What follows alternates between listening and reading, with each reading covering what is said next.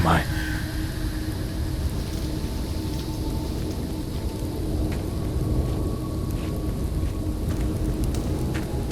I know it's following me. I can feel it.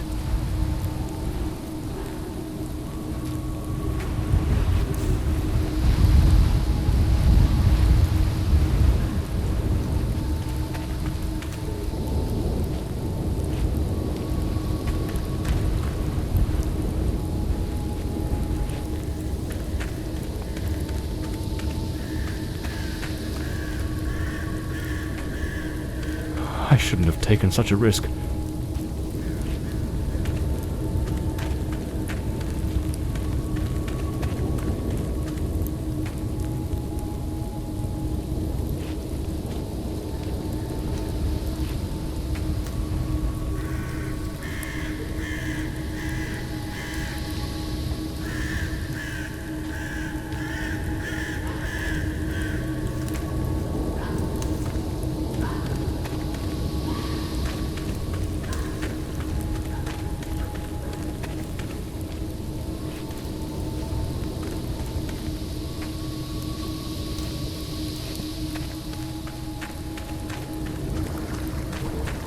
Sound.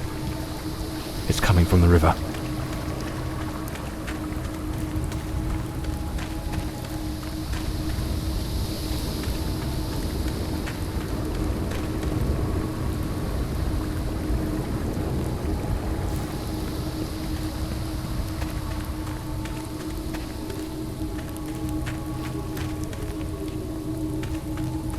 If it catches me, it will show no mercy.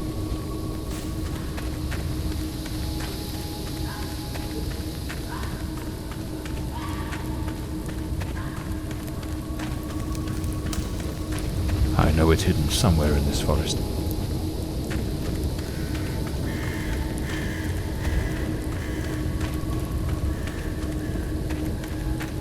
I should be able to see its light soon.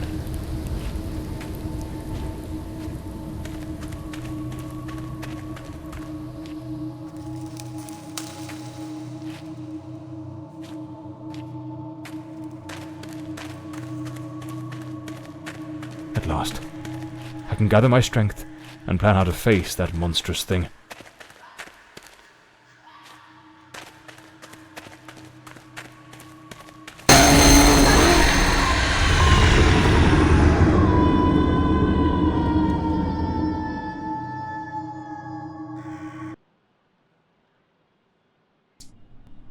The name's John Morley, private detective, and today is a momentous day.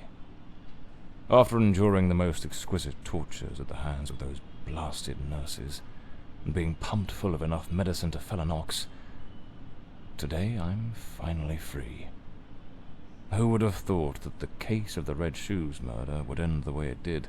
A stormy night, soaked to the skin, wrestling that brainless killer on a rooftop. Then a slip and a 5-story plunge. It appears you're awake at last. We had considerable difficulty rousing you earlier this morning, so I deemed it best to let you rest a while longer. I bring you good news. The latest test results are favourable, and the doctor has authorised your discharge. You are now officially ready to go. I have placed your belongings on the table. Oh, and a lady stopped by this morning with some clothes from the dry cleaner.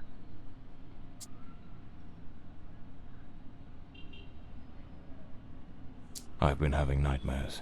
The doctor has prescribed some medication that should help address any residual effects. This should assist in alleviating your nightmares. So I'm better now? Yes, you are much improved. Both your physical and psychological assessments have been satisfactory, and there are no impediments to your returning to your normal life. My belongings? I thought everything was already in the room. There are a few valuables and some coins we kept for safekeeping. They are in the box on the table. A woman brought my clothes from the dry cleaner. Was it Penny? I couldn't say. She arrived quite early, before my shift began. I've placed the garments in the wardrobe to keep them from getting wrinkled. Now, if you'll excuse me, I have other patients to attend to. I wish you all the best.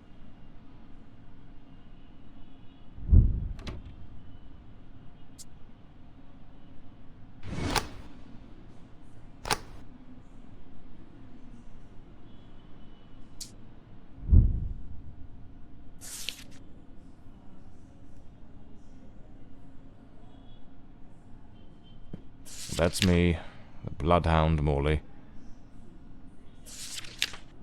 Story of my life. Nearly broke.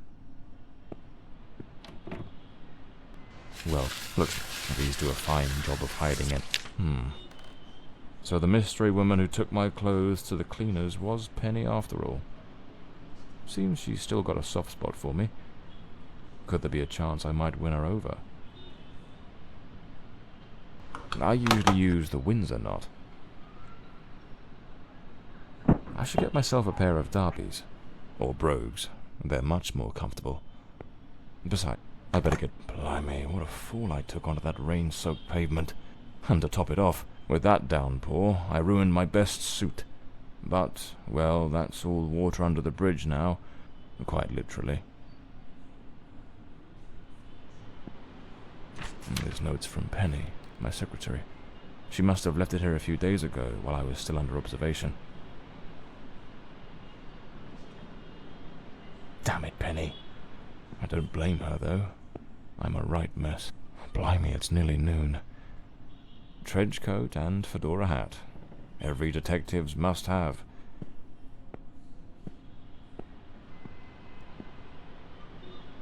Rainy and overcast. Typical London weather.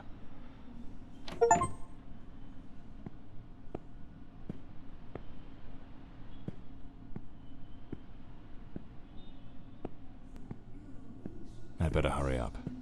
Just like Penny says in her note, I might have a new client this afternoon. And with the way things are going, I can't afford to let that slip away.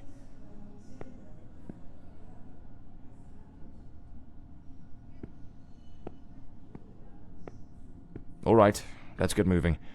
Today's the first day of the rest of my life.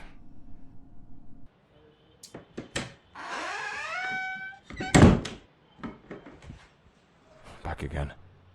Feels like stepping into a forgotten paradise.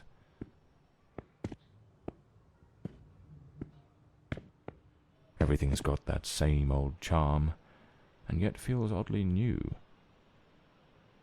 This hospital stint's given me a bit of a new outlook. Maybe I'll take it a shade easier from now on, sticking to cases that don't demand a trip to the morgue.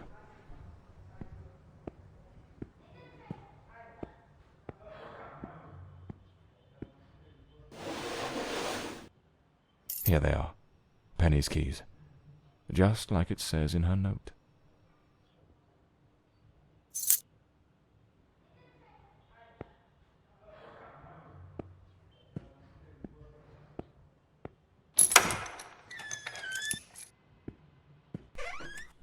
Penny's desk.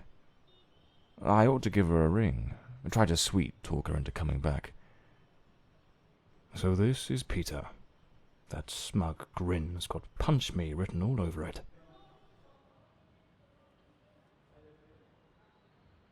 The murder weapon from the cadaver collector case. Nasty business, that one.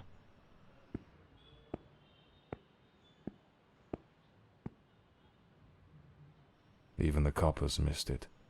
The slant on the letter E. That's what gave away the typist in the black letters case. My files. Cases, clients, debts. Too many debts. Far too many. The umbrella with a bullet hole. Souvenir from the marksman case. Nearly lost my hat on that one. This case is worth its weight in gold. Everything you need for a portable lab. This one's a favorite. The jealous lover solved everything with a few blows from an ashtray. Brutal, but effective.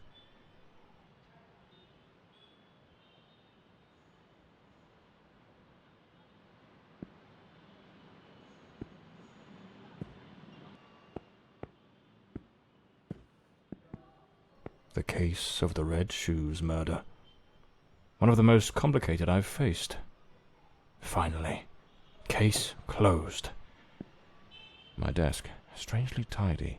Normally it's buried under papers, notes, bits of evidence. Penny must have wanted to leave everything spick and span before she walked out on me. Another one of my cards. But this one has my last name circled.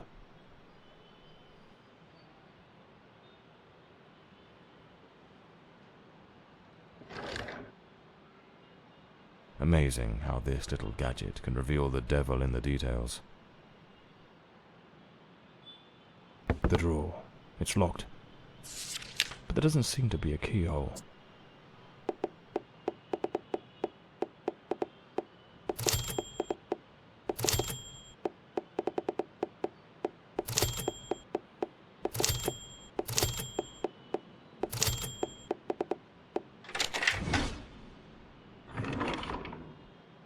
The Scarlet Page.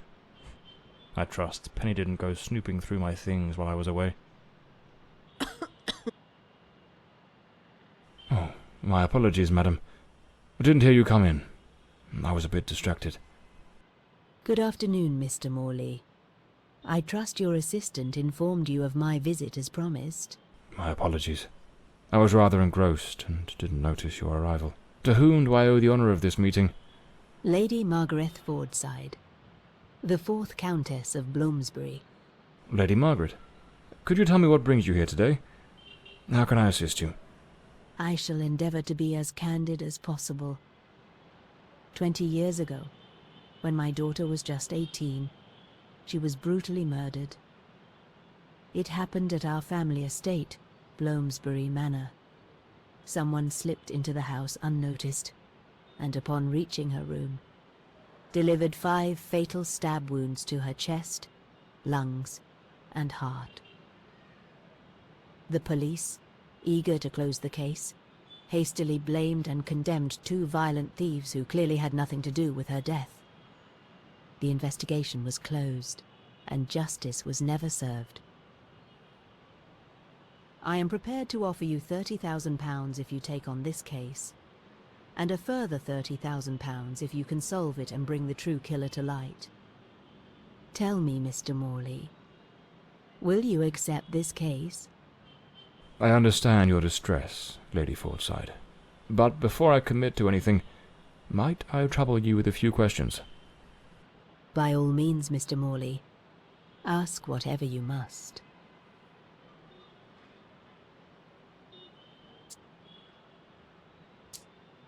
A case that's been cold for 20 years. You certainly don't make it easy for me, Lady Margaret. What made you decide to seek out a detective now? For over 2 decades, I've fought tirelessly to have the case reopened, to prove that the real murderer escaped justice. But all in vain. Neither solicitors nor well-meaning police friends, nor even journalists hungry for a dark story have managed to uncover anything. Then one day, I read about your success in solving the case of the Red Shoes killer. Regrettably, I also learned of the unfortunate incident that left you hospitalized with grievous injuries. On the advice of your secretary, Miss Penny, I waited patiently for your recovery. And now, here I am.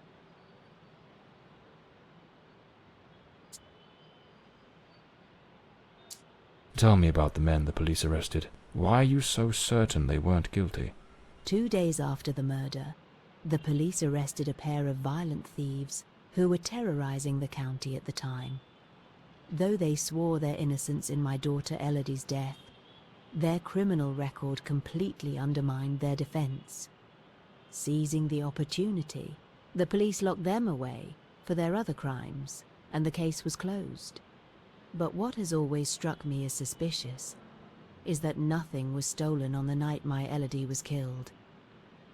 If those thieves were truly the culprits, why would they murder her and then leave without taking a single piece of silver? It doesn't add up, Mr. Morley. Tell me about Bloomsbury Manor. Do you still reside there? After Elodie's death, I abandoned the estate. I couldn't bear to remain there, to live within those walls. Even now, when I visit the manor, it still feels as though I can hear her footsteps echoing through the halls, her voice humming that old melody, the delusions of an old woman who has mourned her daughter for far too long, Mr. Morley. No mother should ever have to bury her child. Should you accept the case, Bloomsbury Manor would likely be the best place to begin the investigation. I shall not impede your work, as I now reside at Bedford Square, in the heart of the city.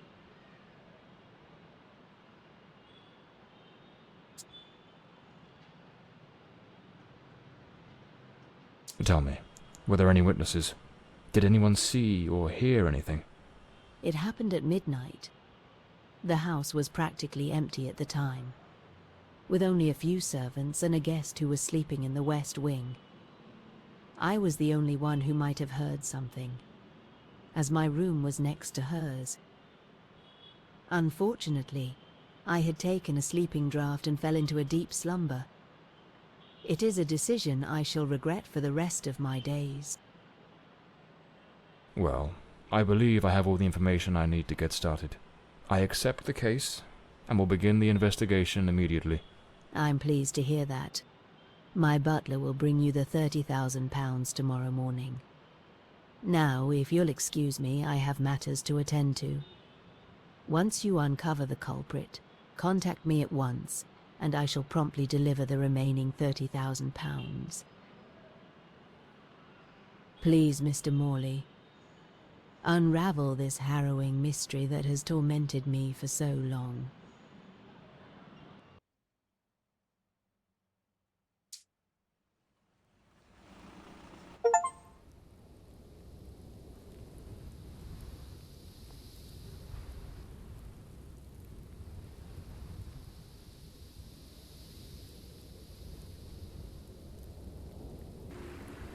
As I made my way through the dense forest path, a haunting silence enveloped the air. It was as though the very night of the crime still lingered here, shrouded in an eerie calm. The manor stood before me, its facade as inscrutable as the shadows that danced in the moonlight. Every step I took felt like a step deeper into the heart of a mystery that refused to be forgotten.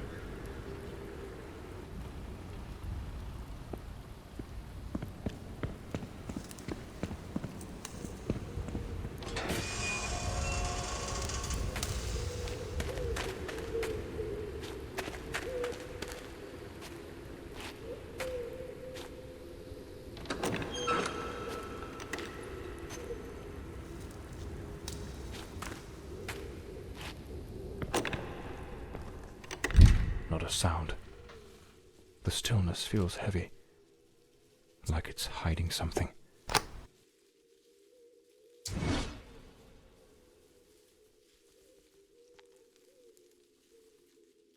It seems Elodie had a passion for art, but her style wasn't exactly well received. Disturbing from the looks of it.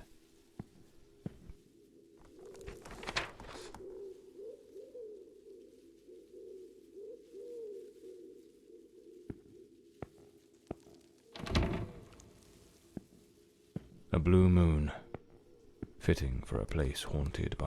Looks like the Countess left this for me. It could be useful for getting around the place.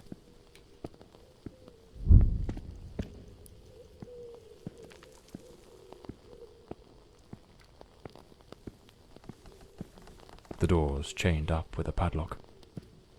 Looks like I'll need to find the key.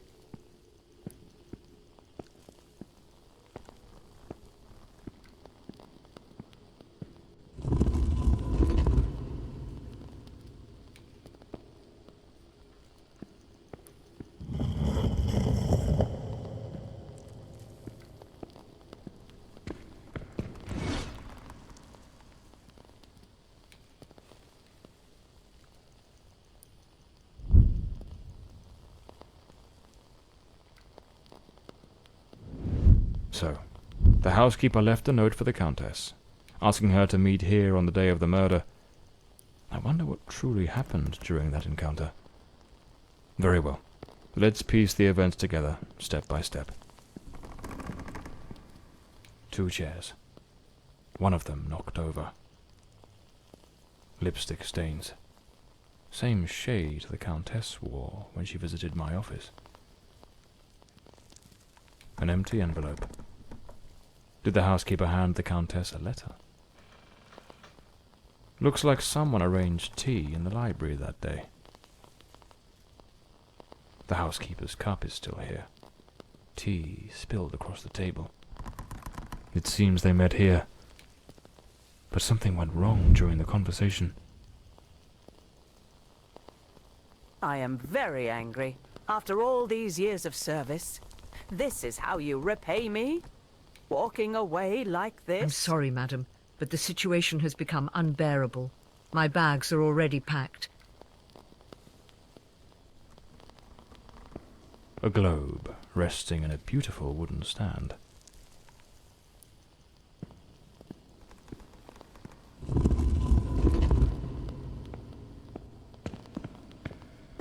Looks like this is the Fordside family book, showing some of their ancestors.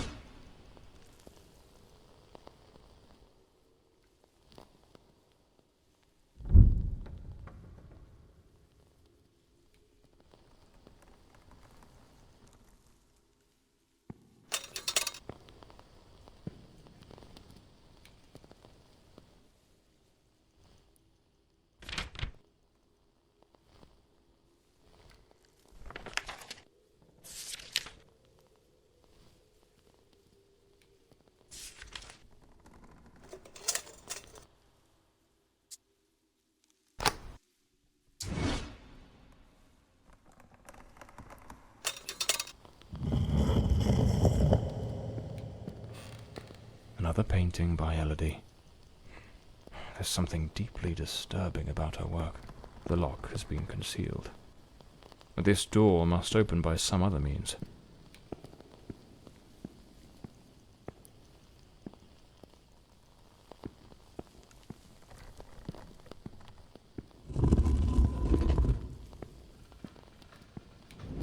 The Countess threw the housekeeper out in a fit of rage.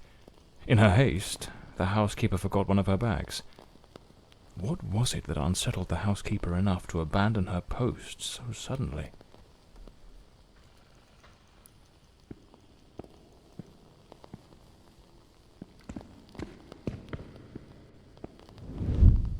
Lady Fordside, still seething, burned something in the fireplace.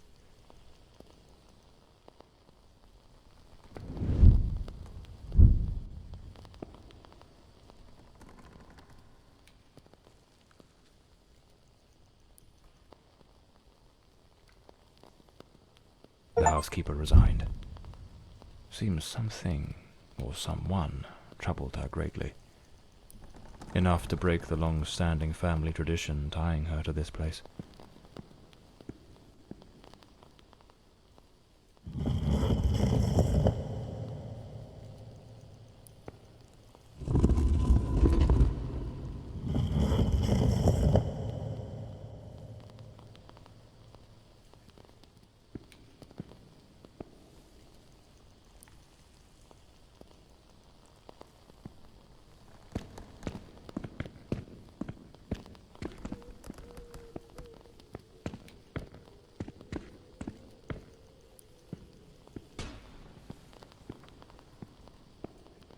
The Fordside family crest, a rampant dragon, a time-honoured symbol across European heraldry, particularly among the English and the Welsh.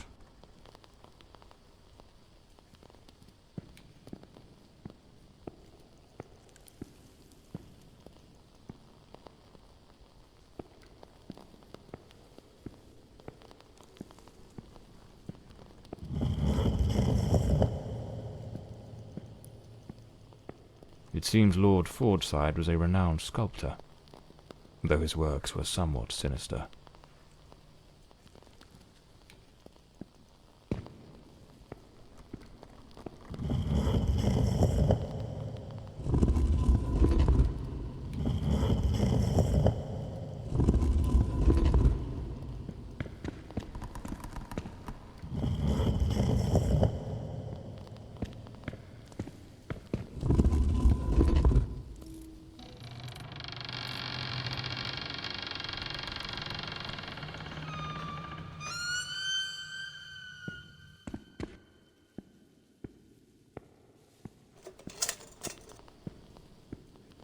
This must have been some sort of private study for the Countess.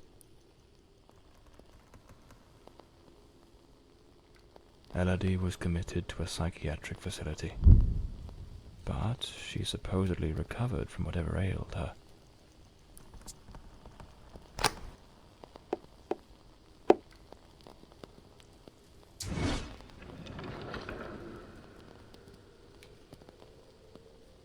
Lady Margaret and a young woman. I suppose it's Elodie. They look happy. This looks like the key to the main hall. Could be my way into the heart of the house.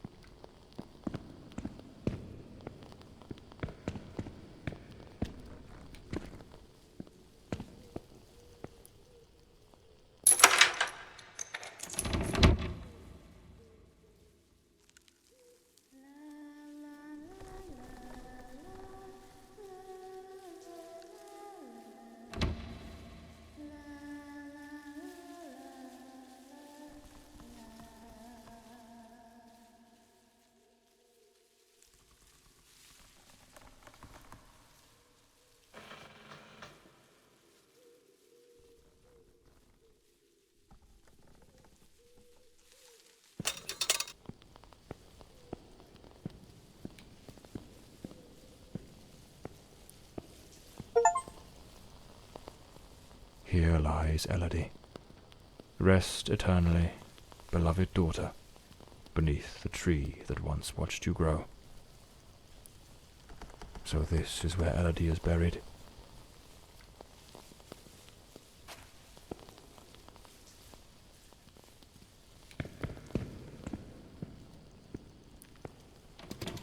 This door is locked as well.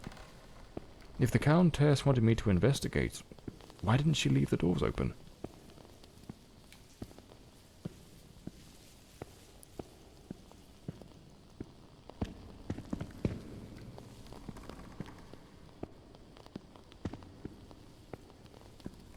Layers of dried oil paint, left untouched for 20 years.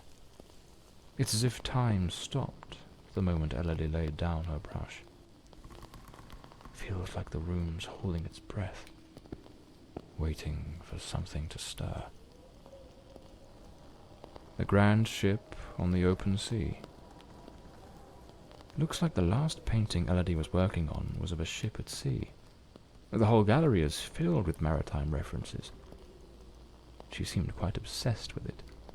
A man with his back turned, watching a ship. This door appears to lead out to the back garden, locked with a padlock. Looks like some sort of clue. Trace the tree's journey from birth to decay. Follow the path of the artist in a thoughtful display.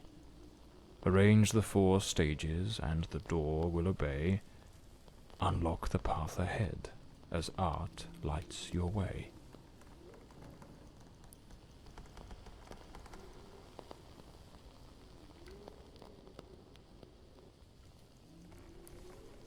Lady Margaret took special care to secure the house, restricting access to certain areas.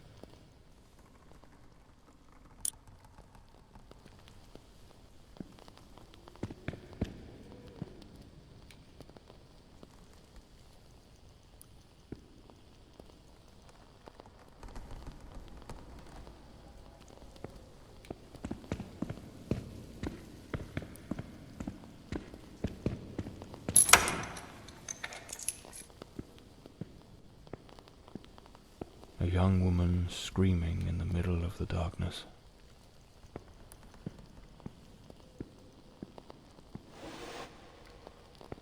Some of these paintings are really dark and sinister.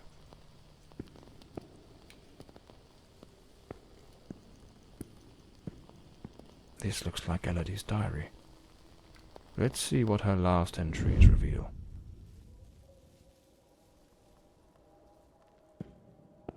I'm absolutely over the moon. Walter has written to say he is coming. I met him at the Western Sanatorium, and we have grown so very close. He was there recovering from the trauma of a shipwreck, where he tragically lost his companions. By sheer luck, he was rescued, but not before spending an entire year on an island living amongst the natives.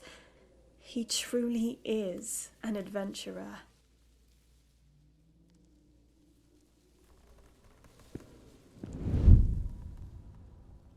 I'm so happy.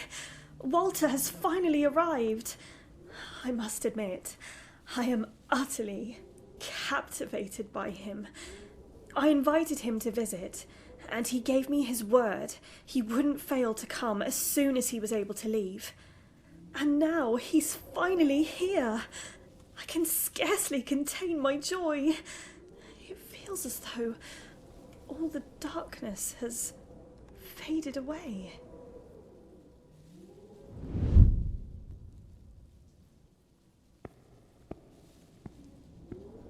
Looks like a commercial seaman's yearbook, listing ships and their crews. It's open to the pages under S.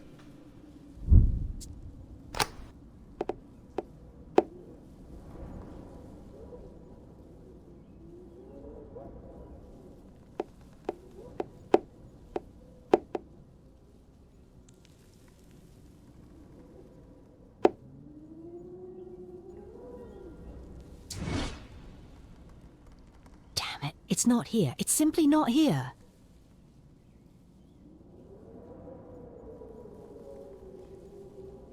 This must be the Countess's handwriting. What was she searching for? Those poor souls. Tragedy seems to have cast a long shadow over this family. Locked, as expected. There's a metal engraving of a tree.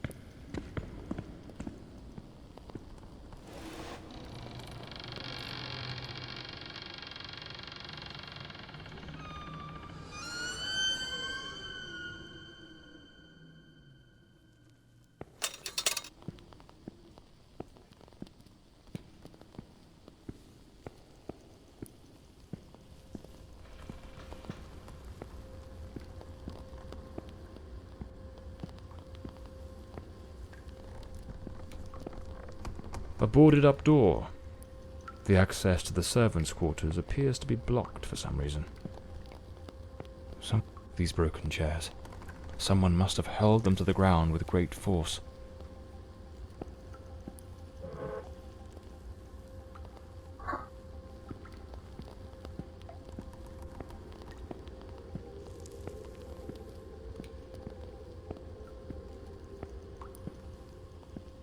Some of these tools have been bent, likely trampled over. A silver knife is missing, and it's nowhere to be found. Likely taken by the same person who caused all this destruction.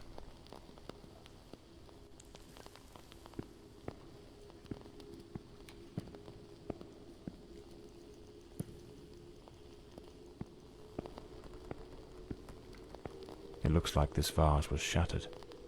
Not just dropped, but smashed with intent.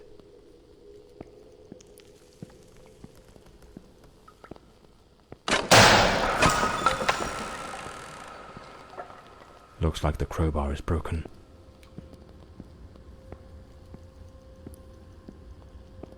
A backgammon board. One of the oldest board games.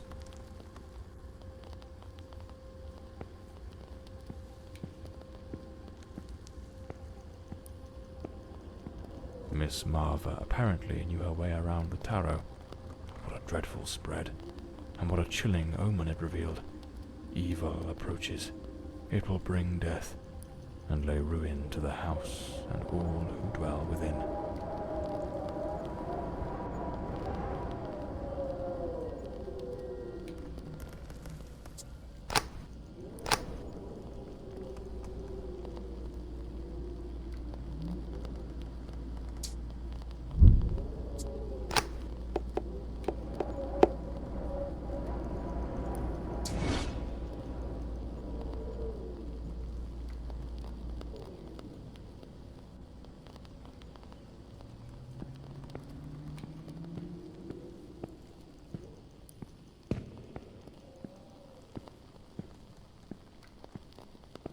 The young maid was an avid fan of actor Valentin Rudolph. What a collection of posters from his films.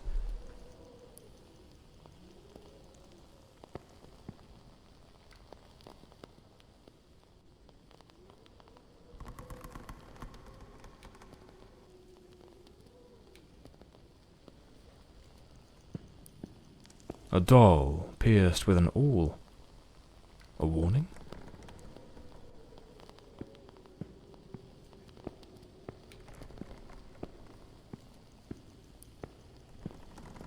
A good way to motivate the staff.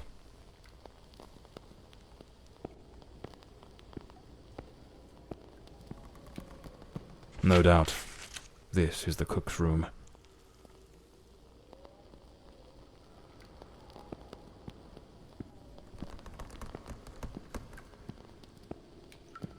Lady Margaret, after the death of her daughter, dismissed the staff and left the mansion.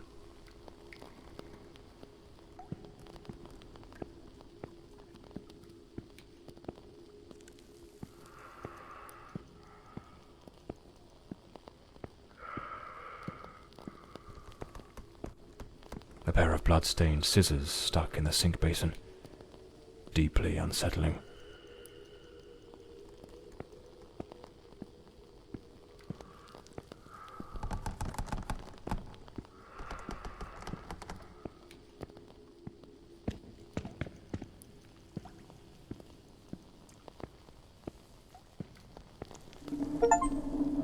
Is there someone else in the house?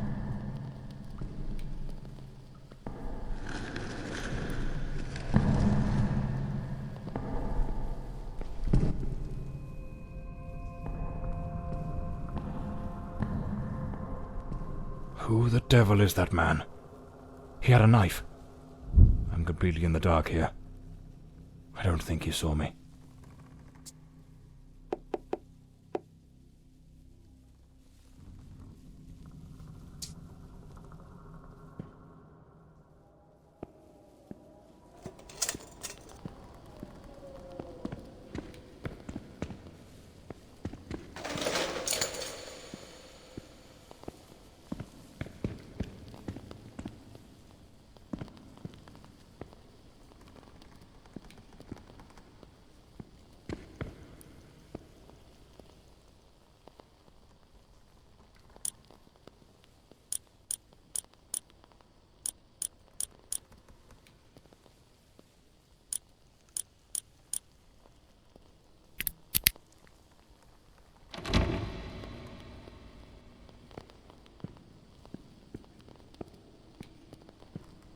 Another boarded-up door.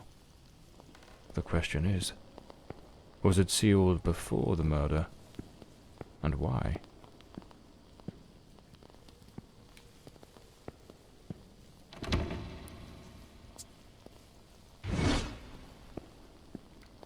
This must be Walter Brandon's room.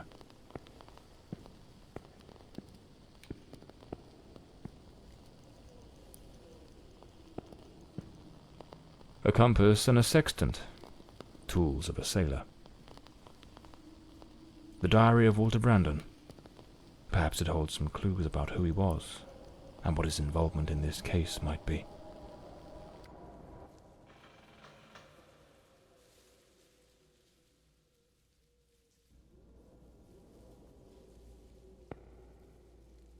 An empty bottle. It smells of good rum. I am terrified that man has found me. I fear something dreadful is about to happen. Tonight as I awoke, I saw him, standing at the foot of my bed. I could not make out his face, but his knife. The gleam of its blade shone in the darkness. I sprang up suddenly, determined to confront this stranger. Grabbing the heavy candlestick from the nightstand, I hurled it with all my strength. He vanished into the dark.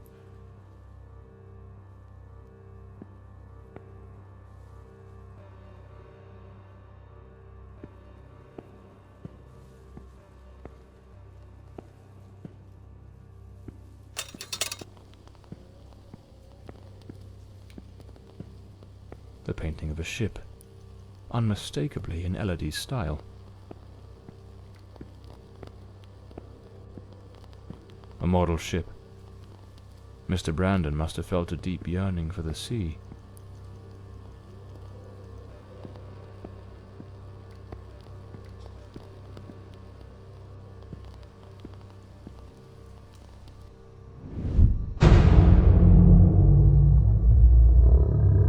Coming here was a grave mistake. He has followed me, watching and lurking in dark corners, waiting to surprise me. I dare not tell Elodie. She would think the one thing I dread most for her to believe. I see him again from the window, watching me. His long hair and beard obscure his face, and he still holds that knife. He means to kill me.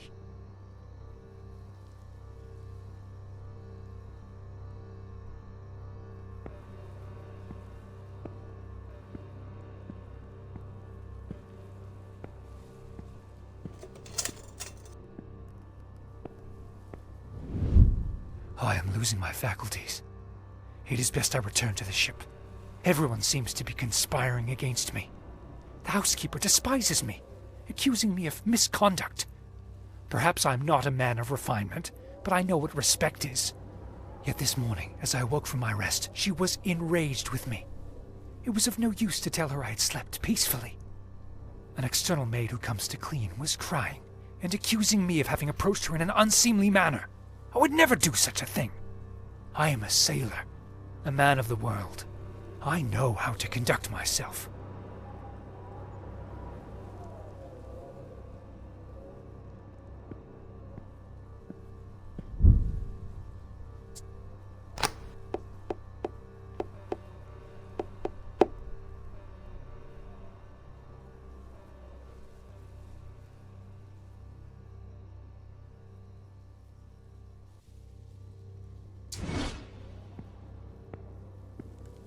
The last entry in the diary, dated the very night of the murder. My beloved Elodie, why can you not believe this poor sailor who only wishes to love you? I have left everything behind. My ship, the sea, all my world, just to be by your side as you asked me to. Damn it. I can hear the man with the knife coming up the stairs from the hall. I need to hide. Walter was terrified.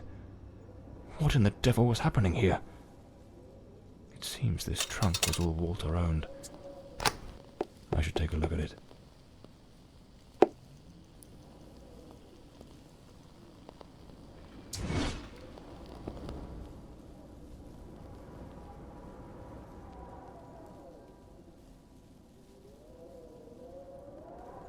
photograph of Elodie. No doubt Walter cared for her deeply.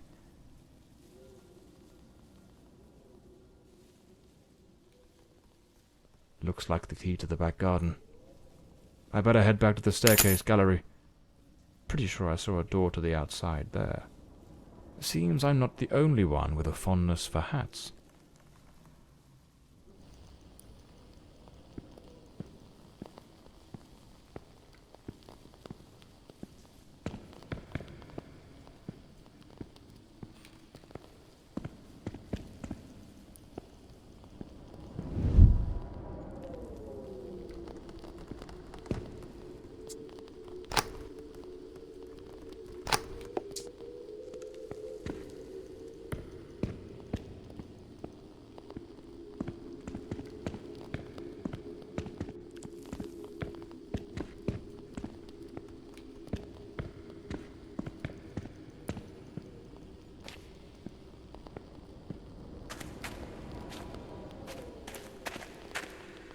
Here's the missing kitchen knife.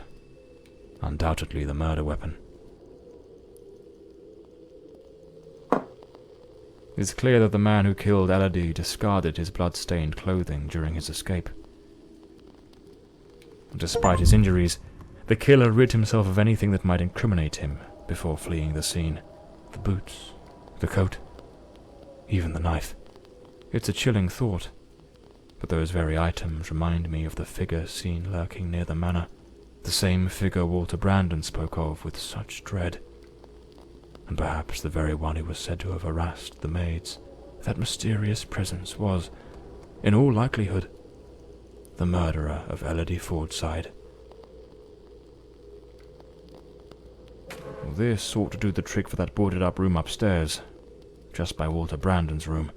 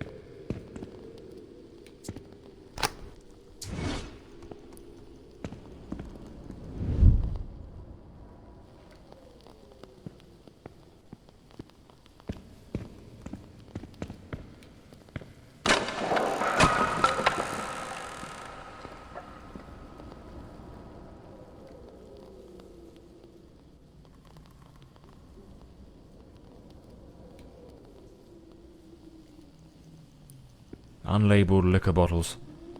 The damp and the passing years have likely worn away whatever once marked them. There's a distinct scent of wormwood, the plant at the heart of absinthe. Thujone, its active compound, could provoke hallucinations. Visions said to come straight from the goddess Artemis herself. A sharpening wheel. Lord Fordside likely crafted his own chisels.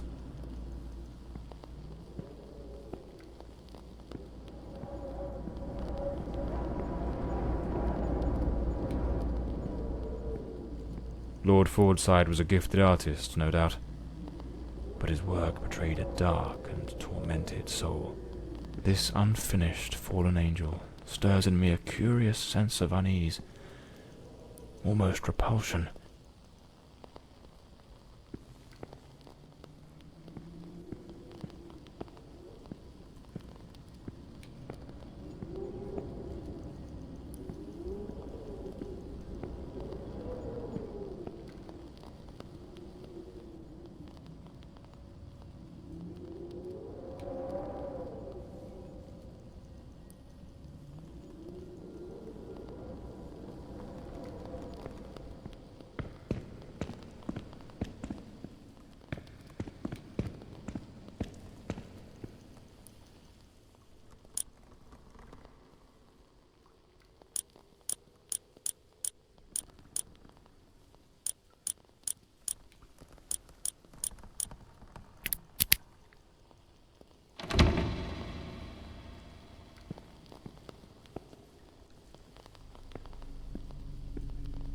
The door is locked. I'll need to find the key.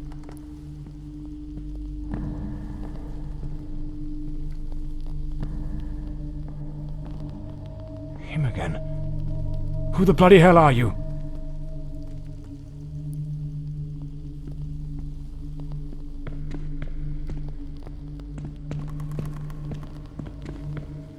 Where's that man gone?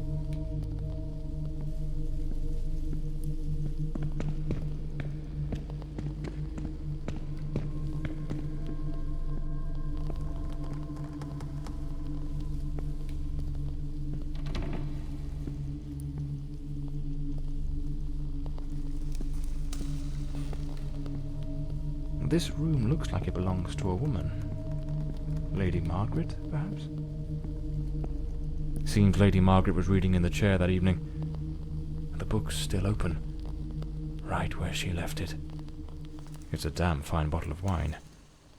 No one in their right mind would open a vintage like this and leave it abandoned, unless something rather urgent interrupted the evening.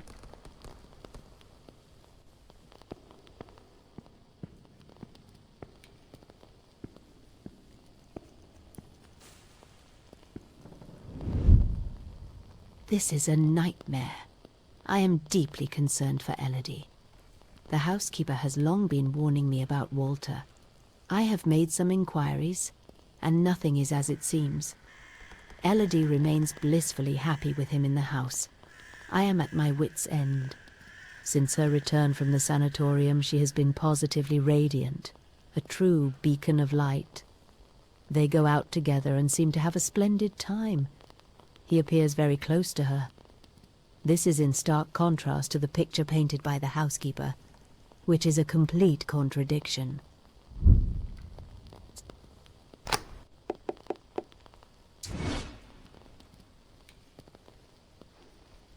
The bed is made.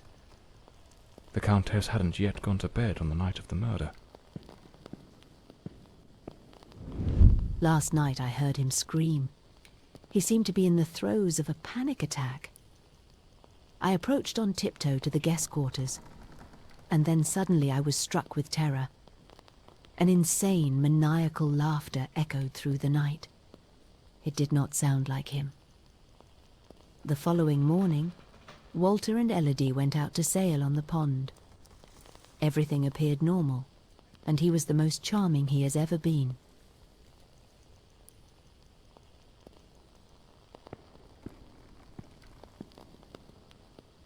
Something made of glass has shattered here.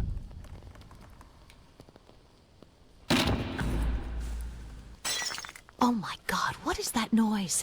It's coming from Elodie's room.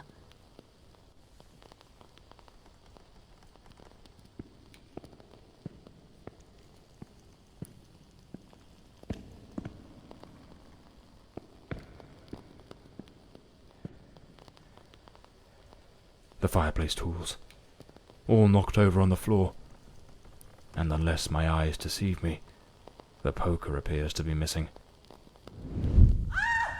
Oh my God, Elodie! Lady Margaret, quite agitated, grabbed the fireplace poker and rushed toward Elodie's room. I should finish gathering all the clues from the Countess's room before exploring other parts of the house. A key. Likely the one to Elodie's room. Lady Margaret lied to me. She hadn't taken any sleeping draught that night. She could have heard the attack and rushed to see what was happening. Why did she hide this from me? The more I investigate, the more convoluted it all seems. I should head to Elodie's room to search for answers. A rag doll, tossed on the floor. I'd wager it used to sit neatly on the bed. Either it was knocked over in the scuffle, or perhaps Elodie dropped it herself in the panic. A pool of dried blood. There's no doubt now. This was the scene of the crime.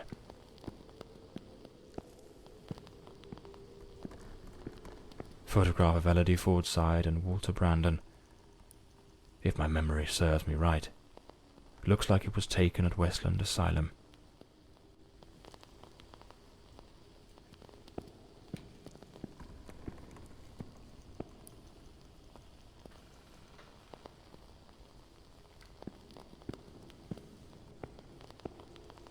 There was a struggle here, clear as day. Not a clean break-in. The killer wasn't subtle. Judging by the sheer brutality of the crime, we can almost certainly conclude the killer was a man of considerable build. The blood-stained coat, found alongside the greenhouse knife, suggests that the mysterious figure seen loitering nearby may, in fact, be the very same individual who committed the murder. They say the killer always returns to the scene of the crime. But 20 years have passed. Why now? Let's attempt to reconstruct the events, just as they might have unfolded that night, and try to understand precisely what happened.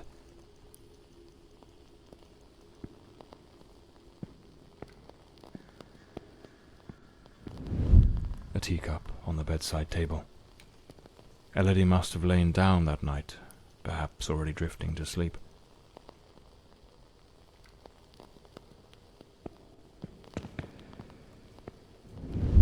The door's lock, completely broken, indicates someone forced their way into the room, likely startling Elodie awake.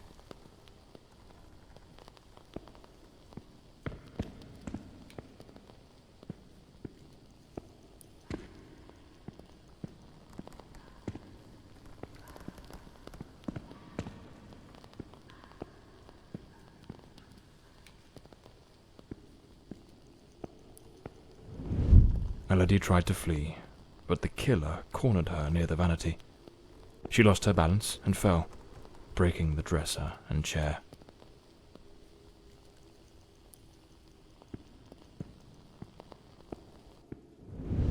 The killer dragged her to the bed against her will.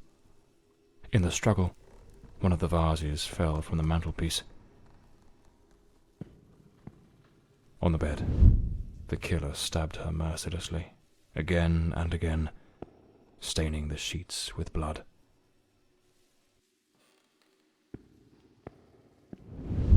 That's when Lady Margaret arrived, striking the killer with the fireplace poker, knocking him away from Elodie.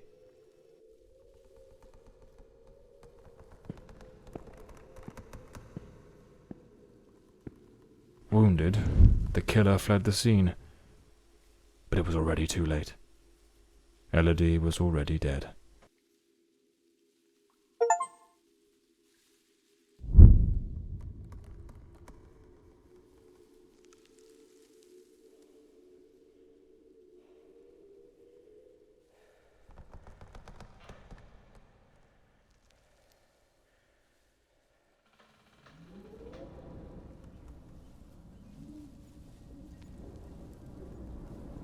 The old Bloomsbury mansion. It choked my thoughts. It had that kind of sadness that seeps into your bones like old damp, and that sudden abandonment, so clear before my eyes, looked like a sinister time capsule.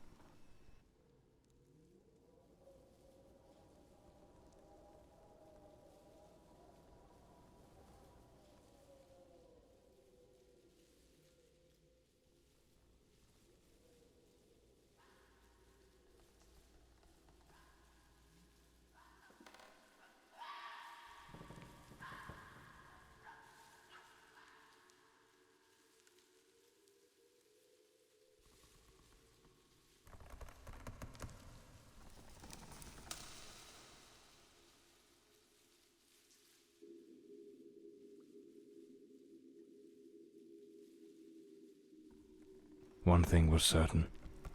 My next move was to dig up answers about the man with the knife, and about Walter Brandon, the sailor from Westland Asylum, an old, forgotten sanatorium that, 20 years ago, was the scene of a meeting between Elodie Fordside and that Brandon fellow.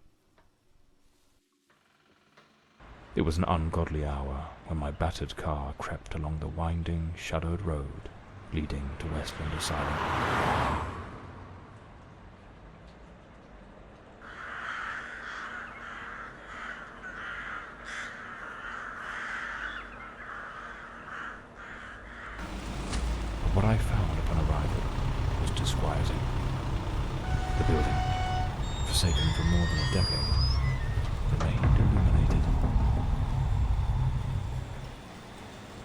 Was it some ancient emergency system defying the passage of time?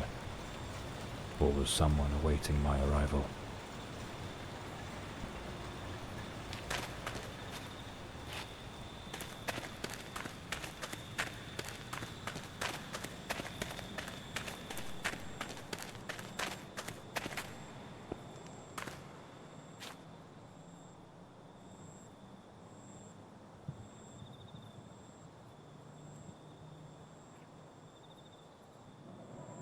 So, there's an alternative entrance, hidden somewhere in the wall of the asylum.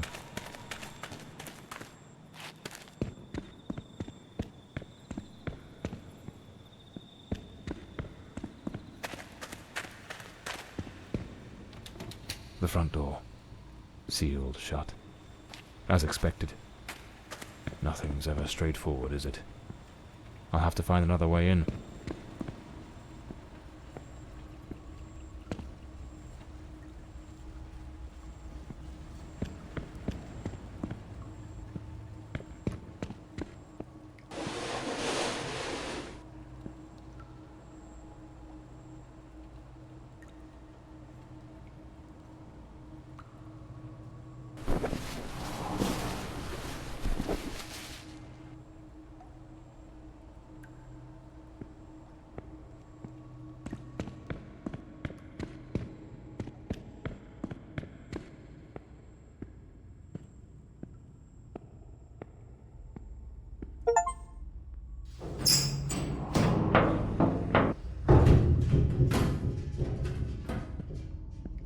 Bloody hell, it's pitch black in here. Looks like I've stumbled into what could be the kitchen.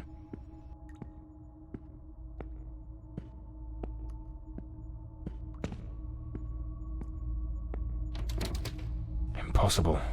Locked as well.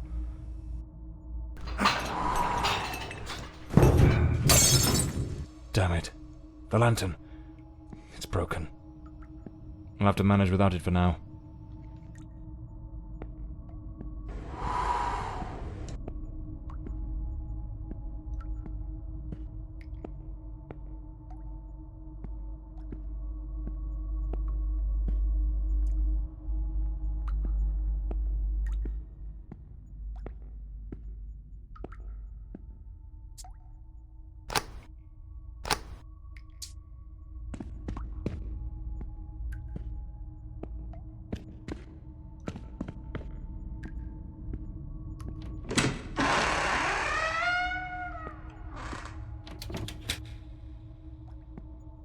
Some of the rooms are completely trashed. I didn't expect the asylum to be in such a state of decay.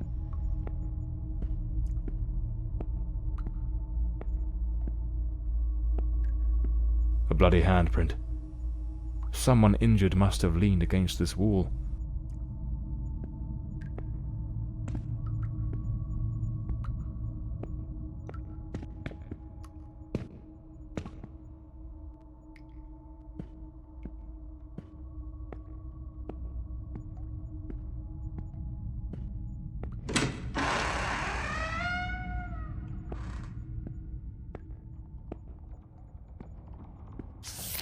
May 1922. This letter was written half a year before Elodie's murder. It's possible she was still a patient here at the time.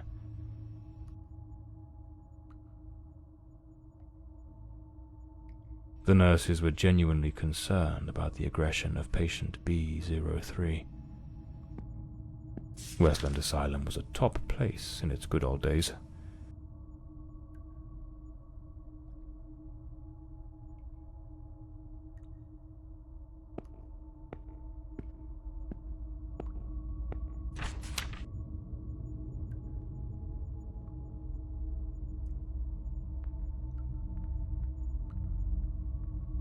The asylum was shut down 10 years ago. Judging by the state it's in, they probably had no choice but to close it due to the building's condition. Some basic rules, but quite necessary, I must say.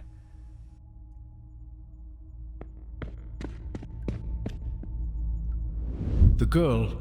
How is the girl? You mean Miss Elodie Fortside? Don't worry, that bloke didn't lay a finger on her. But you took quite a knock. This has been a smart.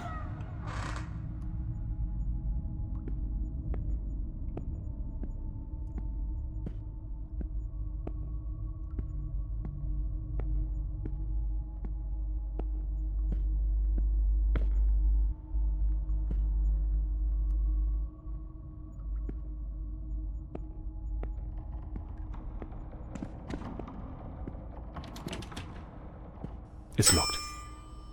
Without the key, I won't be able to access the upper floors.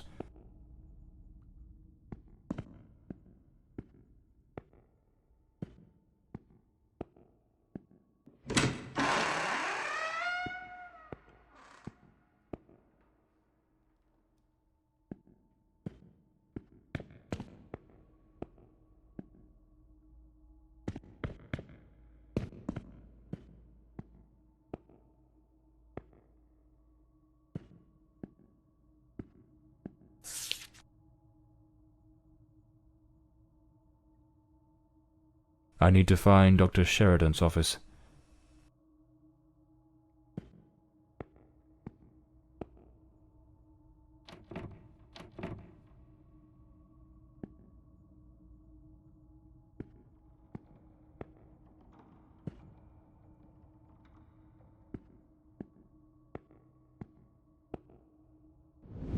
We must formalise the admission of Miss Elodie Fortside.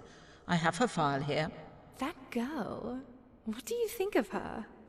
I don't quite know. She seems a good girl. I do hope she recovers soon. I know what Dr. Mulder thinks of her. Oh, don't be wicked. You cannot tell me you haven't noticed. Have you seen the way he looks at her? Shh, hush now. Someone's coming. It seems the nurses were gossiping about a certain Dr. Mulder, who appeared to be especially taken with Elodie.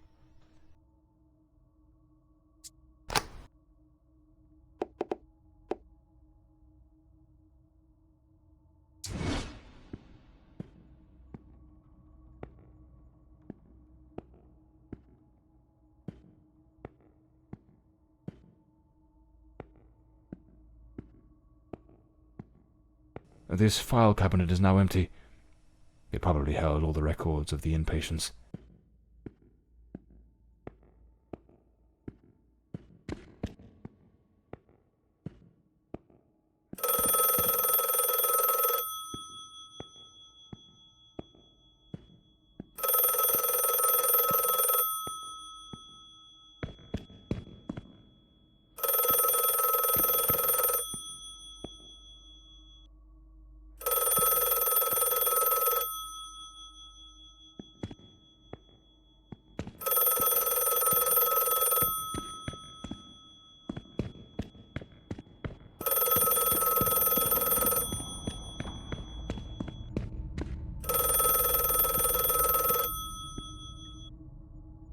Hello? Hello?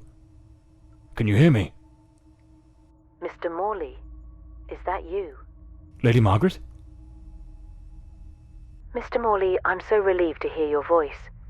I've been trying to reach your office, but I couldn't get through to anyone. It's awfully late at night, Lady Margaret. How on earth did you know I was at Westland Asylum? Well, I was already in bed, truth be told. But there was something on my mind. A vital detail I'd forgotten to mention.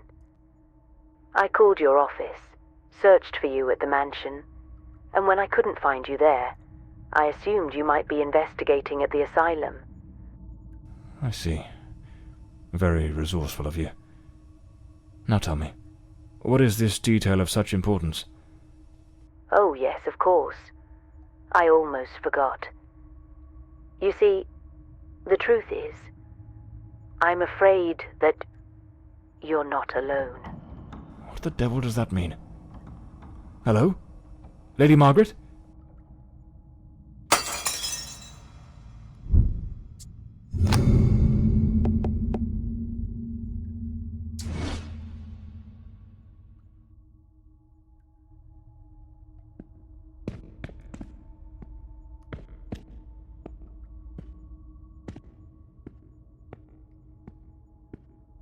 Is someone there? Damn it. I've got a bad feeling about this.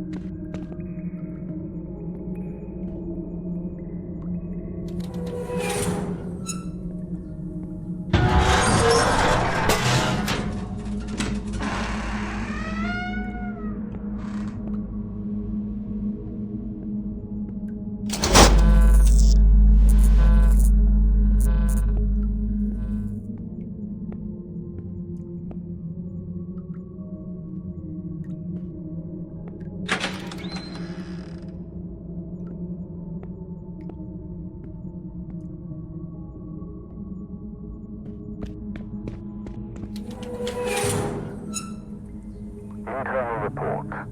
Patient B03, identity unknown. Male, early 30s.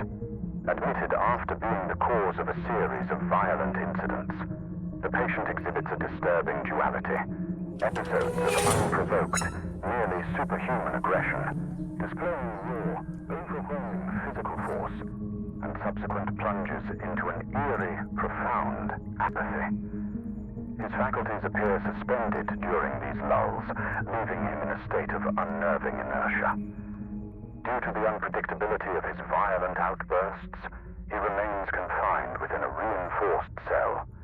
Treatment involves high doses of sedatives, potassium bromide or morphine, and a regimented course of electroconvulsive therapy, alongside stringent restraints, such as an anti-biting mask and, if required, an iron muzzle. Ongoing monitoring is maintained.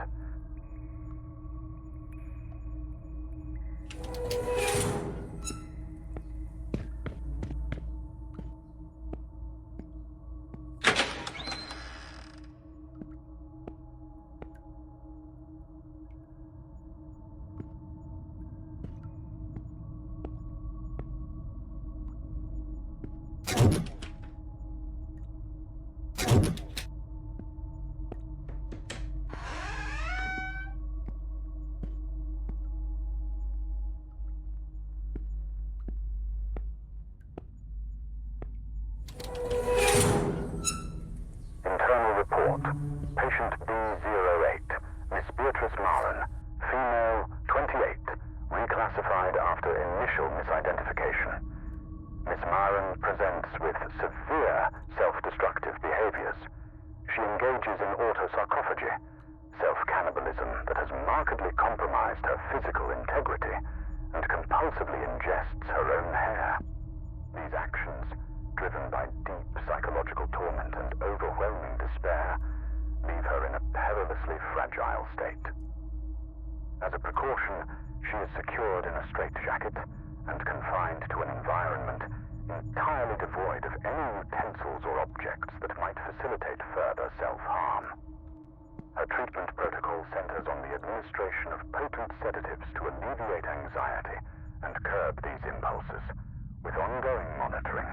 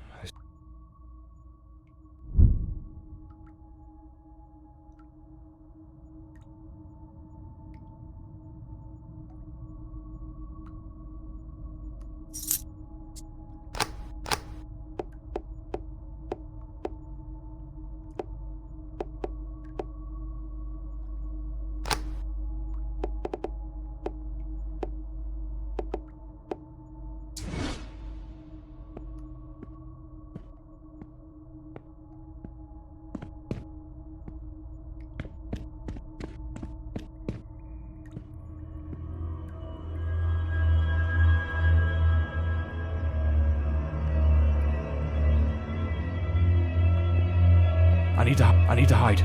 Quickly.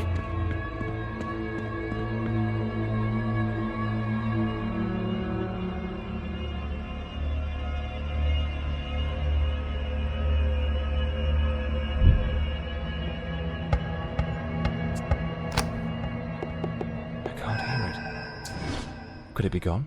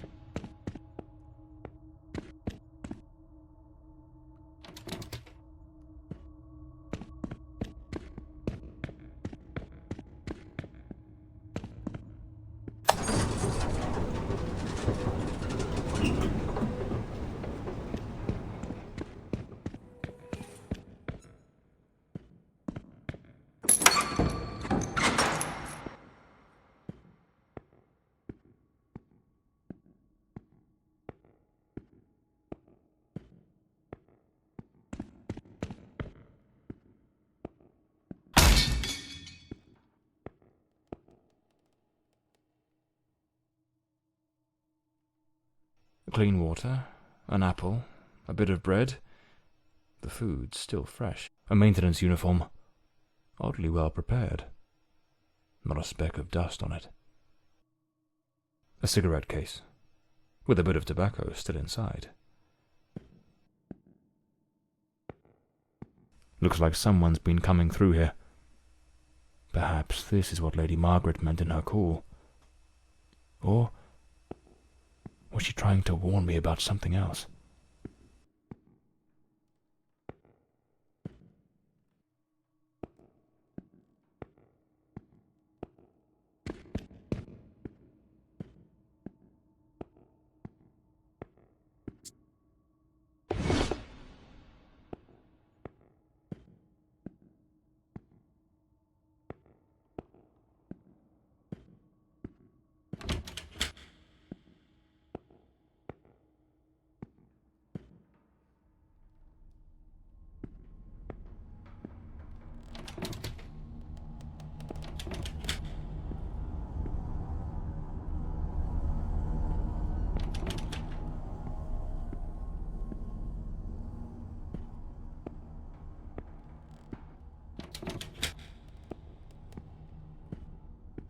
I'd rather not go through there.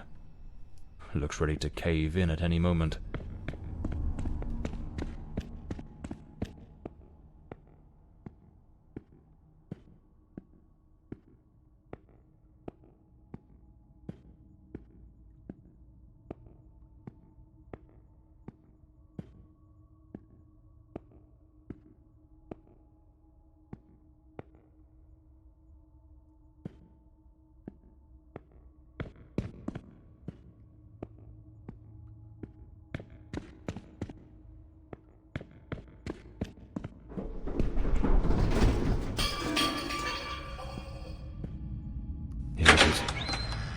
Dr. Sheridan's office. This is where I'll find Elodie and Walter's records. Nothing of interest here.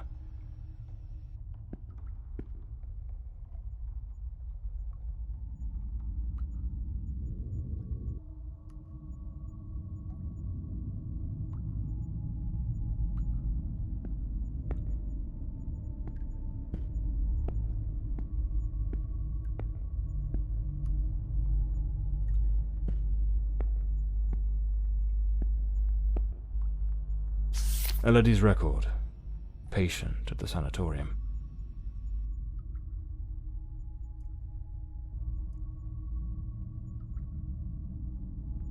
Strange. Elodie's record was easy to find, but there's no sign of anything related to Walter Brandon. Something doesn't add up. What am I missing?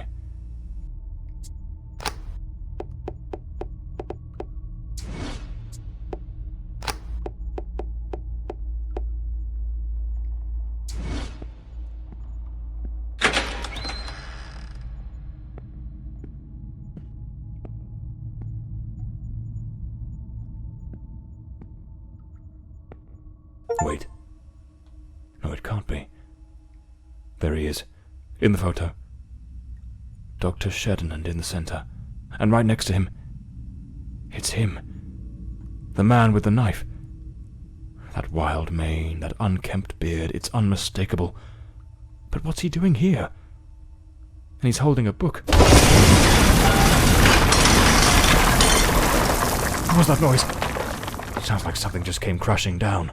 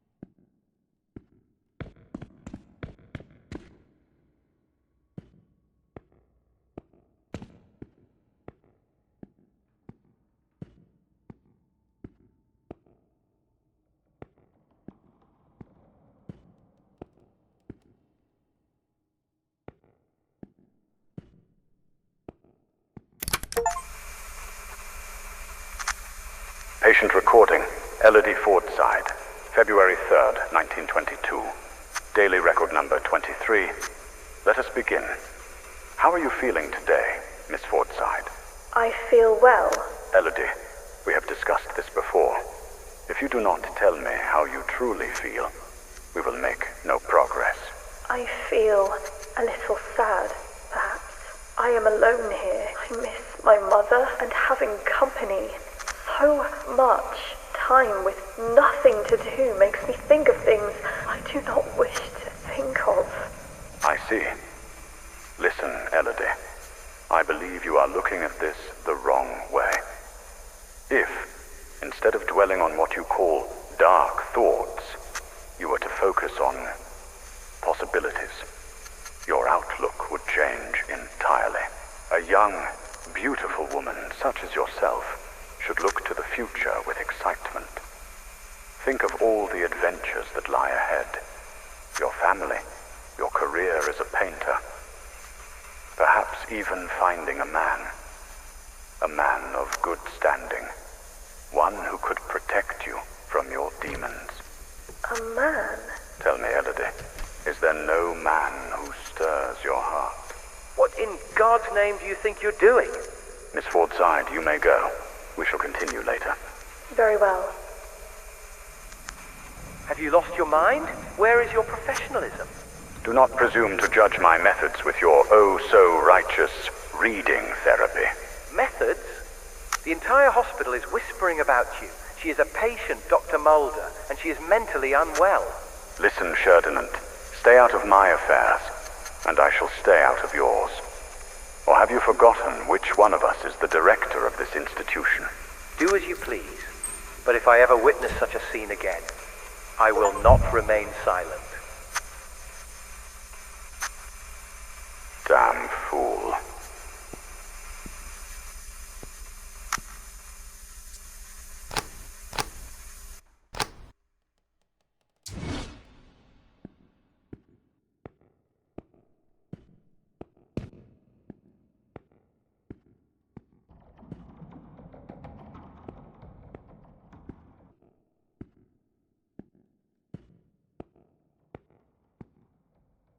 The Adventures of Walter Brandon, the intrepid captain of the Stella Maris, braving the treacherous South Seas. What in the devil does this mean?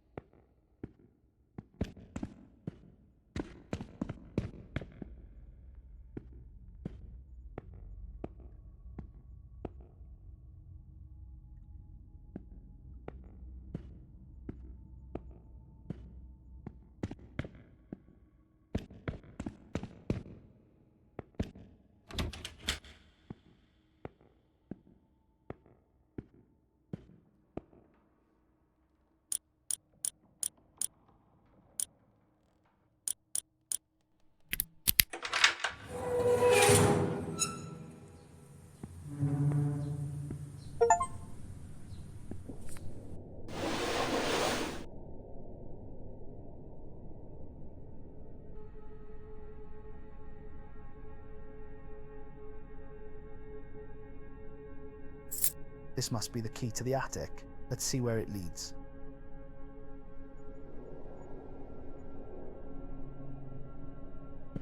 That hospital screen is positioned like the sail of a ship. Stella Maris. That was the name of the ship captained by Walter Brandon.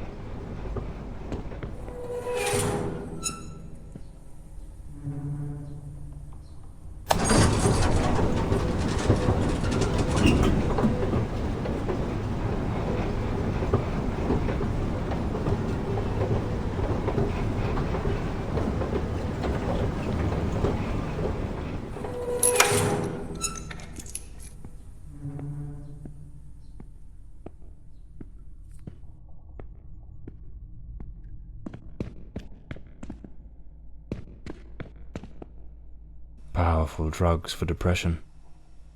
Anxiolytics. The girl improved, but it seems the doctors were baffled by her mind. Looks like Elodie found herself a little hideaway to keep practicing her dark craft. Elodie found painting, and with it, a way to spill the shadows that crawled through her mind.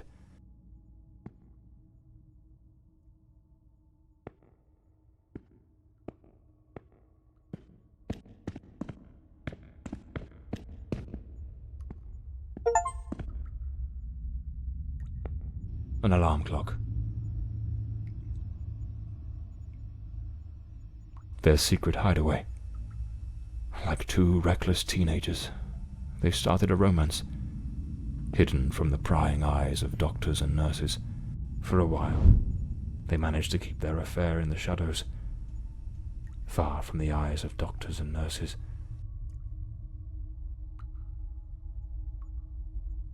Hair on the chair, strands on the floor. This is where the transformation took place.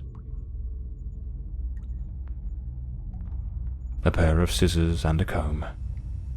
Elodie put in real effort to make him fit the mold of her ideal hero. She remade patient 1365 in the image of her most secret longings.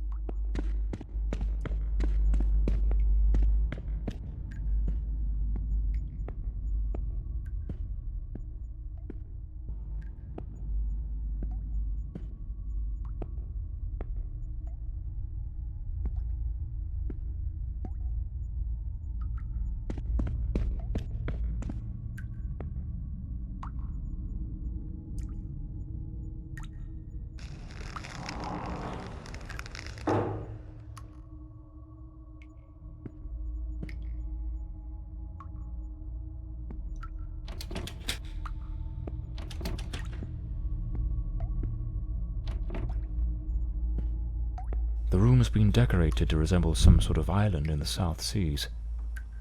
Of course, I should have guessed. She pulled him into her world. Elodie created Walter Brandon.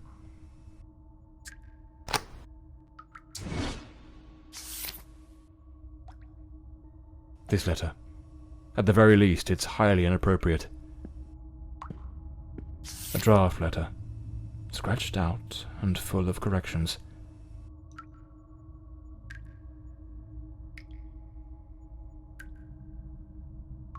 She goaded him into leaving the sanatorium. That man was desperately ill. But Elodie's selfishness outweighed what little sense she had. She pushed him too far. If I pieced this together correctly, that Walter was never really Walter at all. There was another personality. She called it the Shadow, a dominant, dangerous force that surfaced again and again in his life. The threads are beginning to unravel, but I need to see this through. What truly happened to Walter Brandon?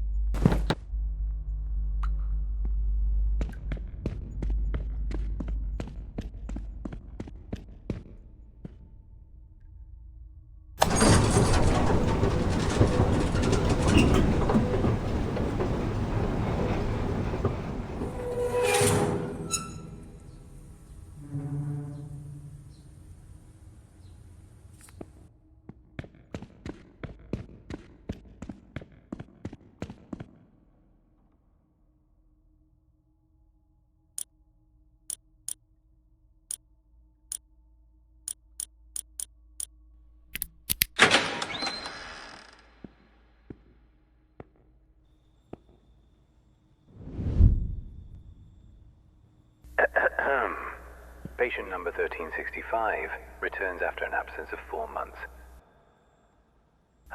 He's in a state of utter disorientation, perspiration pouring off him, and good heavens, there's a severe wound to the skull. His clothes and hands are covered in blood, and it doesn't appear to be his own. He cannot recall his name, nor anything that's happened during these past months. Seems to have found his way back here more by some strange instinct than by memory itself. The personality once known as Walter has vanished entirely, as has the entity we refer to as the Shadow, though given his nature, I cannot say with certainty it isn't still lurking beneath the surface. We have treated cases of dissociative identity before, but never one such as this. His appearance, his voice, even his build and weight change quite drastically. Now he looks frail, gaunt, empty, as though there's nothing inside, as though he were but an empty shell, waiting to be occupied. His condition calls for far stricter supervision. This institution is no longer equipped to care for him. I am ordering his immediate transfer to St. Dymphna Hospital. Dr. Former, a specialist in matters such as this, will take him under his care. As I near the end of my tenure as director, I must see this case brought to a decisive close. The blood upon his hands, the emptiness in his eyes, all point to an act of the gravest kind. One his mind appears to have erased entirely. God help us, if the Shadow should ever wake again.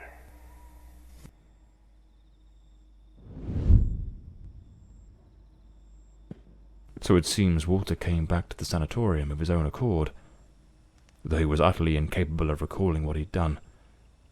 They moved him to St. Dymphna's Hospital.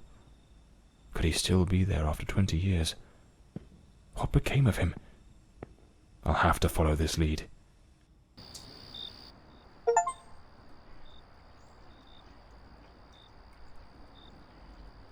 That man returned to the new sanatorium, remembering practically nothing.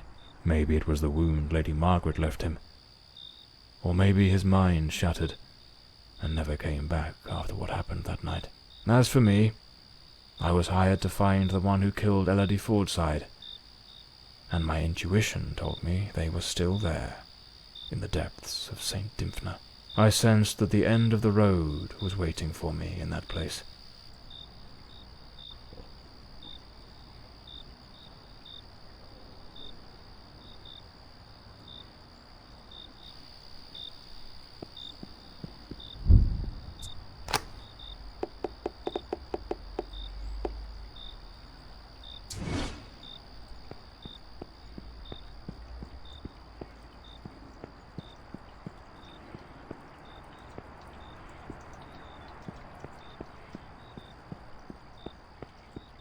Can't very well saunter in through the front door as if nothing's amiss.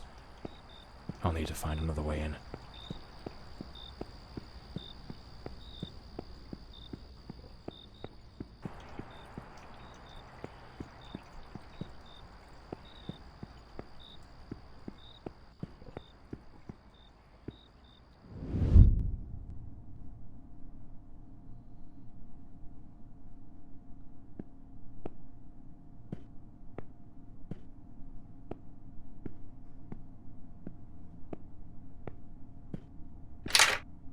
It's locked.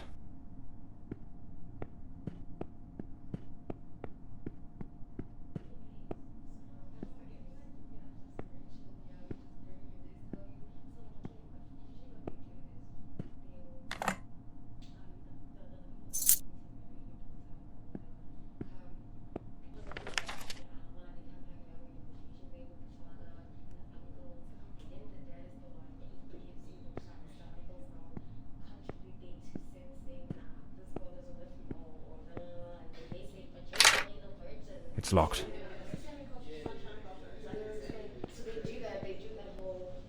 The night shift nurses are behind this door. I need to find another way into the hallway to the rooms.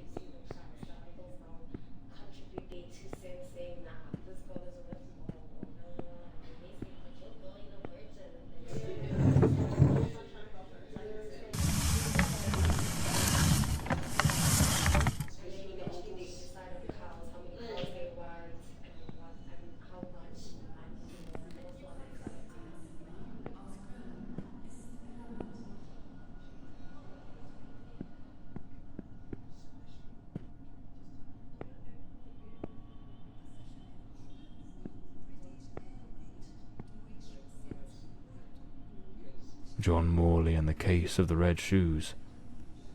What the devil does this mean?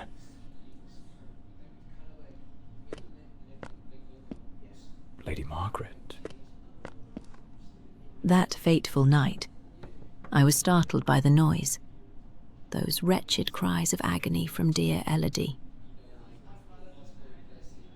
I rushed to her chambers, and there you stood, stained with the blood of the one soul I cherished above all others in this world.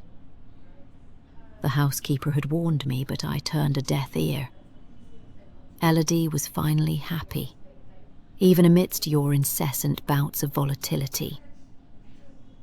Yet, with the passage of time, your demeanour darkened.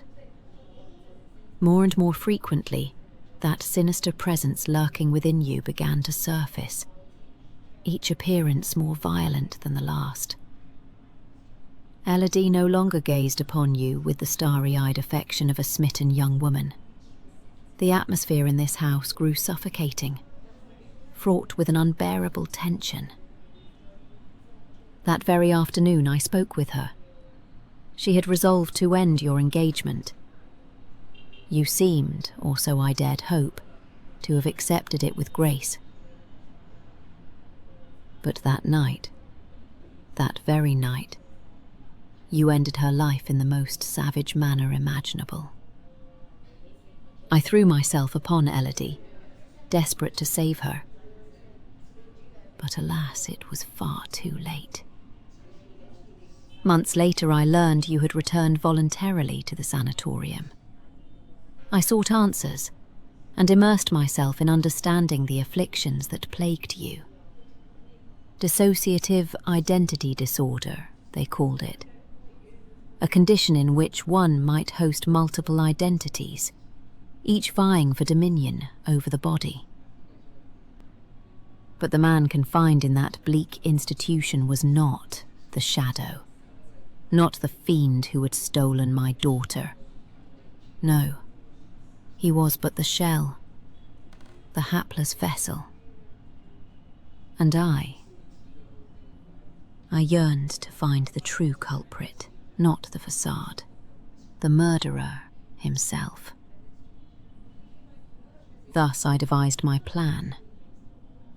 I came to visit you, and just as Elodie had done, I crafted a new role for you, a new identity to inhabit. I brought books, personal artifacts, penned letters as Penny.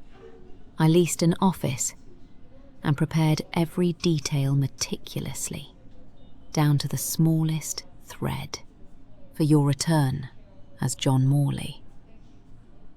Everything had to be flawless. And why, you may ask? To make you remember, to awaken the shadow, to summon forth the murderer from the abyss of your fractured mind. John Morley is a good man. Walter Brandon was a spirited young sailor, brimming with love for Elodie. But the shadow was a merciless, unrepentant killer.